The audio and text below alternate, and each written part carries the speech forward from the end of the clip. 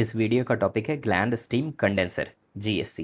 GSC एक heat exchanger है, but ये कोई कॉमन हीट एक्सचेंजर नहीं है। जैसे एलपी हीटर, एचपी हीटर, ये सारे कॉमन हीट एक्सचेंजर है। अगर एलपी हीटर, एचपी हीटर ये फेल करते हैं किसी भी रीज़न से, तो प्लांट की इफ़िशियंसी हंट होगी, प्लांट का इफ़िशियंसी डिक्रीज़ करेगा, बट प्लांट में क्रिटिकलिटी उतनी बड़ी नहीं आएगी। बट जीएससी फेल करेगा तो इसका एक अपना इम्पोर्टेंस है। इसके फेल करने पे टरबाइन पे डायरेक्ट इफेक्ट आएगा।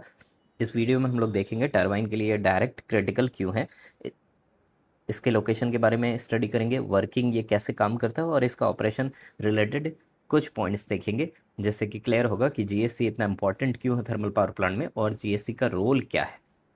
इस स्लाइड में हम लोग जीएससी के लोकेशन को आइडेंटिफाई करेंगे। सो जीएससी यहाँ पर है, इस ये कंपोनेंट जीएससी है। जीएससी कहाँ पर आ रहा है? सीपी कॉमन हेडर से निकलने वाली जो लाइन है वो डायरेक्टली जीएससी में इंटर करती है और जीएससी से होकर ये पास कर जाती है। ये लाइन जीएससी की एक लाइन है जो वाटर साइड की लाइन है। इसमें कंडेंसेट वाटर इन कर रहा है और कंडेंसेट वाटर की स्लाइट सी हीटिंग के बाद ये आउटलेट में निकल जाता है। हीटिंग के लिए जो इसमें यूज़ हो रहा है वो है एक स्टीम, पर्टिकुलर स्टीम जो ग्लैंड स्टीम कहलाता है।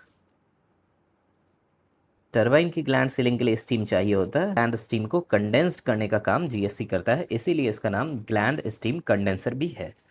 अगर फ्लो पाथ देखेंगे कंडेंसेट साइकिल का, तो सबसे पहले हॉट वेल आएगा, हॉट वेल से सक्शन ले रहा है सीपी, सीपी के बाद टोटल जो कंडेंसेट है वो फ्लो करके जीएससी में जा रहा है और जीएससी में जाने के बाद वो सीपीयू में जा रहा है, कंडेंसेट पॉलिशिंग यूनिट में चला जाता है। ये फ्लो पाथ है कंडेंसेट साइकिल का। आगे एलपी हीटर मिलेगा और फिर फाइनली डीएरिएटर जाएगा और डीएरिएटर के बाद फीड वाटर साइकिल स्टार्ट हो जाती है, जिसके बाद बीएफपी में वाटर चला जाएगा जो फाइनली ड्रम तक जाएगा और ये साइकिल को कंप्लीट करेगा, ड्रम से फिर टरबाइन में आ जाएगा सुपर हीटिंग कॉइल के होने के बाद। जीएससी का मेन रोल क्या हो गया? Gland steam condenser. ये हीट एक्सचेंजर है जो यूज़ करता है ग्लैंड स्टीम को और हिट करता है सीपी के कंडेंसेट वाटर को। तो इसमें दो इम्पॉर्टेंट इसका रोल हो गया। एक, सीपी का जो डिस्चार्ज है उसको स्लाइड से हीटिंग प्रोवाइड कर रहा है और ये हीटिंग इफिशिएंसी को ऐड करेगी। और दूसरा, जो ग्लैंड स्टीम आ रहा है जो टरबाइन के सीलिंग और बीएफपी के सीलिंग के बाद आता है, उस स्टीम को ये कंडेंस्ड करने का काम करता है और इसका एक अपना इम्पॉर्टेंट रोल होता है। इस पिक्चर में देख सकते हैं एक इंडस्ट्रियल व्यू है, ग्लैंड स्टीम कंडेंसर किस तरह का दिखता है वो है। ये जो पाइपलाइन आ रही है ये सीपी का इनलेट है। सीपी का इनलेट आकर एक वाटर बॉक्स में कलेक्ट होता है, यहाँ वाटर बॉक्स है और फिर अंदर बहुत सारे मल्टीपल ट्यूब्स है, जिससे ये वाटर पैरेलल डायरेक्शन के साथ आगे की तरफ फ्लो करता है और इस साइड के वाटर बॉक्स में फिर कलेक्ट हो जाता है। कलेक्ट होने के बाद ये सीपी का आउटलेट बन जाता है। यहीं पर ये हीट गेन करता है। हीट गेन करने के लिए ये यूज़ कर रहा है ऊपर से एक जो ग्लैंड स्टीम की जितनी भी पाइप्स है वो सारी कॉमन हो जाती है, जैसे टीडीबीएपी का ग्लैंड स्टीम, मेन टरबाइन का ग्लैंड स्टीम, ये सब कॉमन होने के बाद एक पाइप के थ्रू, नोजल के थ्रू यहाँ पर फॉल करती है सेल साइड में, सेल साइड में फॉल करती है। इसके सामने बेफल्स लगा रहता है, बेफल प्लेट्स के कारण इन्हें डिफ्लेक्ट होते हुए सरफेस एरिया अपने इंक्रीज करके फाइनली नीचे जाके कंडेंस्ड होना स्टार्ट करती है और कंडेंस्ड होने के बाद ये यहाँ पर कलेक्ट होती है। कलेक्ट होकर एक आउटलेट पाइप से ये चली जाती है हॉट वेल में, एलपी फ्लैश टैंक से पास होने के बाद। और ये एक लाइन है, ये बहुत इंपॉर्टेंट लाइन है, ये एयर सक्शन लाइन है, ये एयर आउटलेट कह सकते हैं। यहाँ इसके एंड में एग्जॉस्टर फैन लगा है, जिसे GSC, gland steam condenser exhauster fan भी कहा जाता है। ये एक एग्जॉस्ट क्रिएट करता रहता है, मतलब ये एयर को, non condensable gases and air को खींचता रहता है, जिसके कारण स्लाइड सी वैक्यूम मेंटेन की जाती है जीएससी के अंदर। और ये वर्किंग प्रिंसिपल अगर इसका देखेंगे तो जो हमारा मेन स्टीम कंडेंसर है उसी जैसा इसका भी वर्किंग प्रिंसिपल होता है। मतलब सीपी का वाटर इन एंड आउट हो रहा है और इधर से स्टीम आ रही है, सेल साइड में स्टीम जा रही है और ट्यूब साइड में वाटर जा रहा है ना। सेल साइड में क्योंकि स्टीम है, लार्ज वॉल्यूम ऑफ स्टीम इसके अंदर आ गया और ये कंडेंस्ड जब होता है तो कंडेंस्ड होकर एक स्मॉल वॉल्यूम ऑफ वाटर बन के नीचे में कलेक्ट होना स्टार्ट होता है। ये कंडेंसेशन प्रोसेस के कारण एक लार्ज वॉल्यूम ऑफ स्टीम जब कन्वर्ट होता है स्मॉल वॉल्यूम ऑफ वाटर में, यहाँ ऑटोमेटिक एक वैक्यूम क्रिएट होता है। तो ये जो वैक्यूम क्रिएट हुए, स्लाइड सी वैक्यूम, ये ऑटोमेटिक क्रिएट हुआ है due to condensation of gland steam, condensation of gland steam into water. और इस कंडेंसेशन के कारण जो वैक्यूम क्रिएट हुआ उसको अब मेंटेन करना है। मेंटेन क्यों करना है? क्योंकि जो ग्लैंड स्टीम आता है उसमें काफ़ी अमाउंट में एयर और नॉन कंडेंसेबल गैसेस भी साथ में आती है। तो ये सारे नॉन कंडेंसेबल गैसेस इस बॉक्स को धीरे धीरे करके फिल करते हैं, और क्योंकि ये नॉन कंडेंसेबल है तो ये कंडेंस्ड होकर वाटर में कन्वर्ट नहीं होंगे, लिक्विड फॉर्म में कन्वर्ट नहीं होंगे, जिस कारण से धीरे धीरे करते हुए ये बॉक्स फिल होता जाएगा सेल साइड, और इसका प्रेशर जो क्रिएट हुआ है कंडेंसेशन के कारण वो लॉस होगा।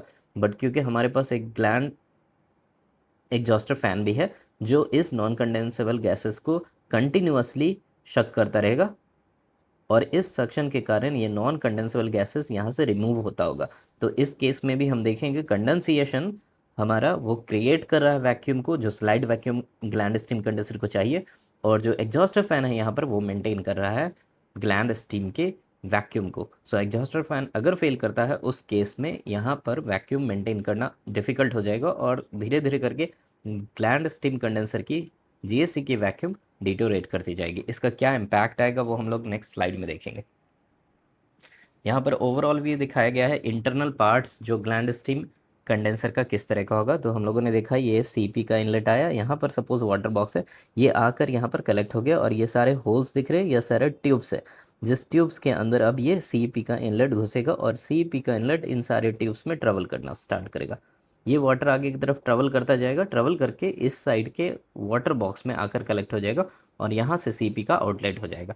इसमें स्लाइड से सीपी की हीटिंग होती है। जनरली ये heating less than 1 degree Celsius या 1 डिग्री सेल्सियस के अप्रॉक्स ही देखी जाती है मोस्ट ऑफ द प्लांट में। जो 500 मेगावाट का प्लांट रनिंग कंडीशन है उसमें 1 डिग्री सेल्सियस का चेंज देखा जा सकता है। इस पार्ट से आ रहा है ग्लैंड स्टीम। जितने भी ग्लैंड स्टीम है टीडीबीएफपी के या मेन टरबाइन के, वो यहाँ से आता है। आने के बाद ये नोजल के थ्रू यहाँ पर स्प्रेड हो जाता है। स्प्रेड होने के बाद ये नीचे की तरफ जाता है, जो ट्यूब्स के ऊपर से सेल साइड में पास करता है। बैफल्स के कारण ये अपना पाथ चेंज करता है, डिफ्लेक्ट होते हुए नीचे जाता है, और रास्ते में ये कंडेंस्ड होता चला जाता है। फाइनली यहाँ पर देख सकते हैं कि नीचे ये कंडेंस्ड होकर ड्रॉपलेट बन के नीचे की तरफ कंटिन्यूसली गिरता रहता है, और नीचे एक वेसल टाइप का बना हुआ है जो इसमें कलेक्ट हो जाता है, और फाइनली इस आउटलेट हेडर से ये हॉटवेल के फ्लैश टैंक में जाता है, जिसके थ्रू ये हॉटवेल में चला जाता है। और ये वो एयर लाइन वाली साइड हो गई।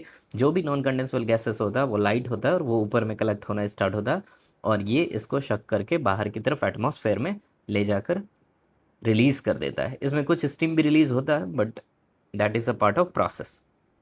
सो वर्किंग फ्लो अगर देखेंगे तो ग्लैंड स्टीम टरबाइन से जितने भी आ रहा है वो सब आया, स्टीम इनलेट हुआ, स्टीम सेल साइड में गया, सेल साइड में जाने के बाद ये एक आउटलेट एयर साइड हो गया जहाँ से एयर जा रहा है।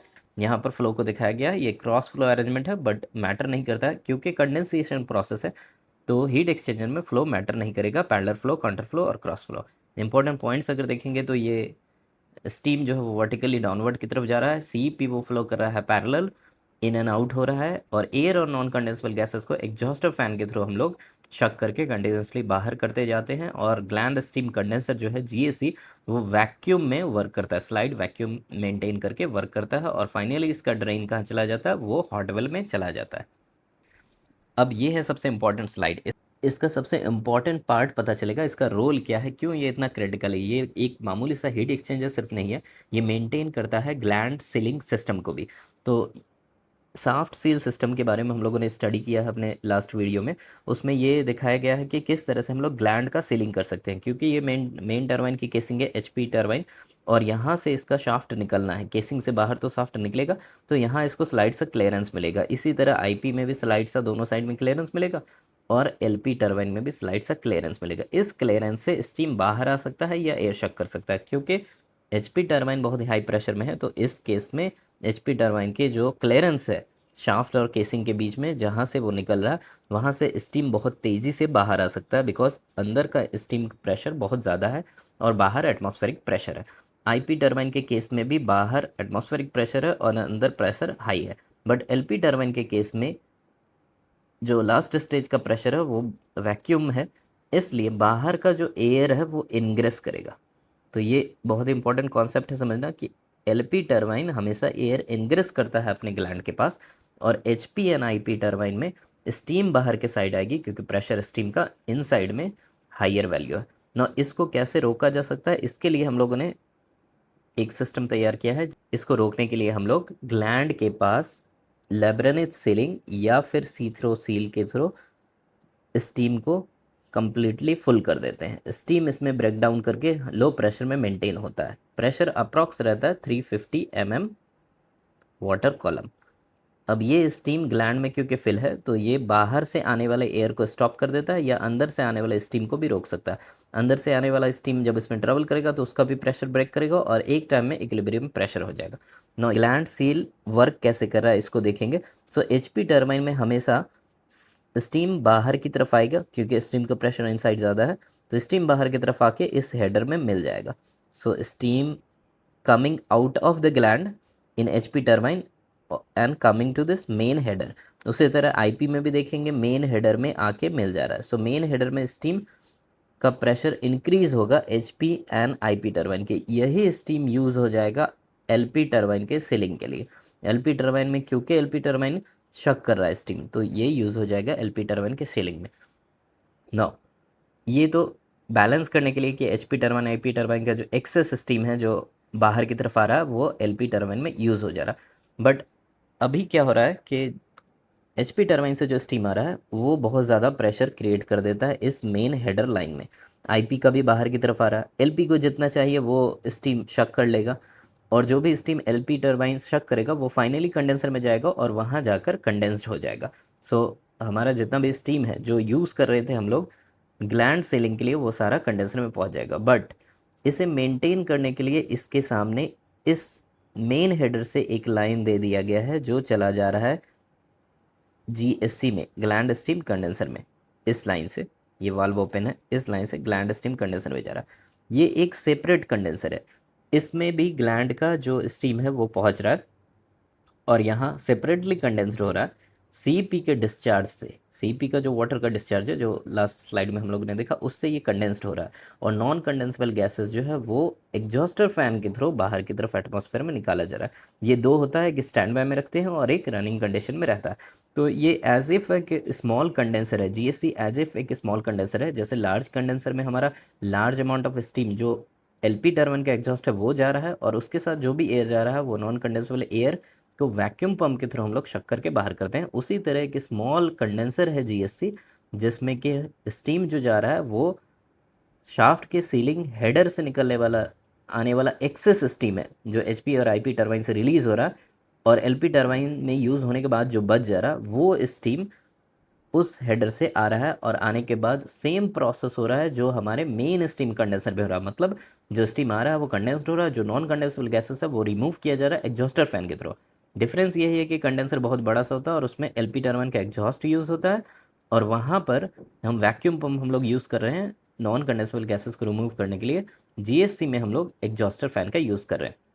सो अगर जीएससी का एग्जॉस्टर फैन फेल करता है या जीएससी फेल करता है उस केस में क्या होगा, क्योंकि नॉन कंडेंसेबल गैसेस को हम लोग रिमूव नहीं कर पाएंगे तो रिमूव नहीं करने के कारण जो वैक्यूम क्रिएट है, वैक्यूम इनसाइड जीएससी है वो डिस्टर्ब हो जाएगा। और अगर ये डिस्टर्ब होगा तो ये जो मेन हेडर है, जो मेन हेडर है हमारा साफ्ट सील सिस्टम का, उसका प्रेशर राइज करेगा। ये जो प्रेशर हम लोगों को दिख रहा है ये वैल्यू राइज करना स्टार्ट करेगी और ये वैल्यू अगर राइज करेगी तो जो एचपी टर्बाइन का जो सील है वहाँ पर ये स्टीम बाहर की तरफ लीक करके टरबाइन के हॉल में आना स्टार्ट हो जाएगी। तो टरबाइन के हॉल में हमें स्टीम दिखना स्टार्ट हो जाएगी क्योंकि इसके प्रेशर को मेंटेन करने वाला नहीं रहेगा। प्रेशर मेंटेन करने के लिए हम लोग जीएससी यूज़ करें। एक और पार्ट है जो इसके प्रेशर को मेंटेन कर सकता है वो है leak of. So leak of की तरफ भी जा रहा है। लीक ऑफ कैसे कनेक्टेड है, ये डायरेक्ट मेन कंडेंसर से कनेक्टेड है एक फ्लैश टैंक के थ्रू। सो ये यहाँ से निकल के फ्लैश टैंक से होते हुए मेन कंडेंसर में चला जा रहा है। बट ये 100% सपोज ओपन हो गया, उसके बाद जीएससी का एक रोल है। जीएससी हमेशा एक स्पेसिफिक अमाउंट ऑफ स्टीम को अपनी तरफ खींचता रहता है अपने वैक्यूम के कारण और ये यहाँ आकर कंडेंस्ड होता रहता है। अगर जीएससी फेल करता है तो टोटल लोड इस लीक ऑफ वाल्व पे आ जाएगा। सो लीक ऑफ वाल्व जो नॉर्मल केसेस में भी 100% अप्रॉक्स खुल जाता है या 50% से ज़्यादा खुला रहता है, जीएससी के फेल होने के बाद ये 100% खुलने के बाद भी प्रेशर को कंट्रोल नहीं कर पाएगा और प्रेशर हायर साइड में जाएगी। अगर प्रेशर बहुत हायर साइड में जाती है उस केस में ये सारे स्टीम जो है, जो हाई प्रेशर स्टीम है वो आउट ऑफ द केसिंग आने लगेंगे और टरबाइन हॉल में स्प्रेड आउट हो जाएंगे। बट उस केस में एक सेफ्टी वाल्व भी दे के रखा हम लोगों ने, ये सेफ्टी वाल्व है जीएससी का। इन केस इस हेडर का अगर प्रेशर बहुत ही हाइयर हो जाता है, उस केस में ये सेफ्टी वाल्व ऑटो ओपन होगा और ये एटमॉस्फेयर में इसको ले जाके सेपरेटली रिलीज कर देगा जो टरबाइन फ्लोर से ऊपर में होगा।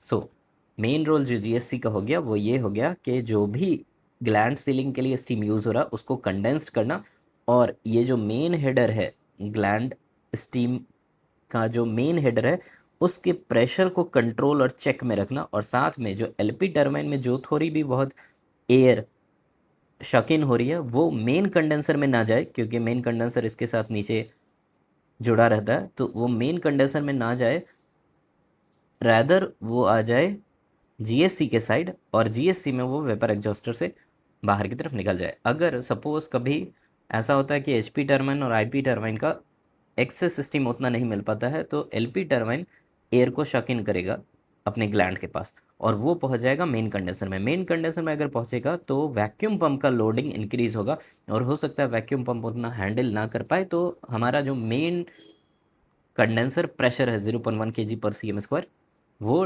डिस्टर्ब होगा, और वो डिस्टर्ब होने से पूरी इफ़िशेंसी डिस्टर्ब होगी। और अगर वो 0.3 kg पर cm² से ज़्यादा हो जाता है, उस केस में टरबाइन ट्रिपिंग प्रोटेक्शन में हो जाएगा।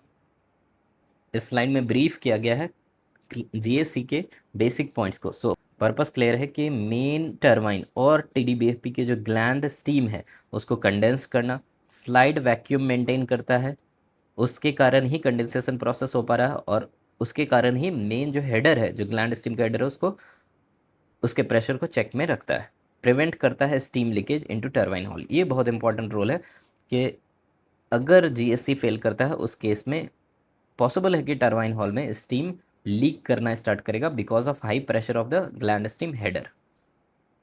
वर्किंग प्रिंसिपल तो बिल्कुल सिमिलर है, मेन स्टीम कंडेंसर की ही तरह काम कर रहा है, बट इसमें डिफरेंस क्या है कि वैक्यूम पंप की जगह हम लोगों ने क्या यूज़ किया है, एग्जॉस्टर फैन का यूज़ किया है। सिंपल सा एग्जॉस्टर फैन इनफ है इसके वैक्यूम को मेंटेन करने के लिए, और क्रिएट करने के लिए सीपी का डिस्चार्ज है जो हीट एक्सट्रैक्ट करके कंडेंसेशन प्रोसेस को इनिशिएट कर रहा है।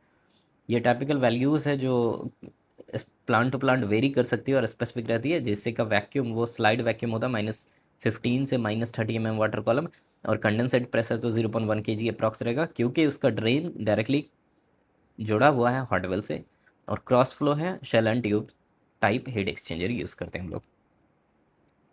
अगर जीएससी फेल करता है उस केस में क्या क्या होगा, ग्लैंड का प्रेशर राइज करेगा, स्टीम लीक करेगा टरबाइन हॉल में, एयर इनग्रेस स्टार्ट हो जाएगा कंडेंसर में, वैक्यूम पंप की लोडिंग इंक्रीज कर जाएगी, और हो सकता है कि वैक्यूम भी हमारा डिस्टर्ब हो जाए।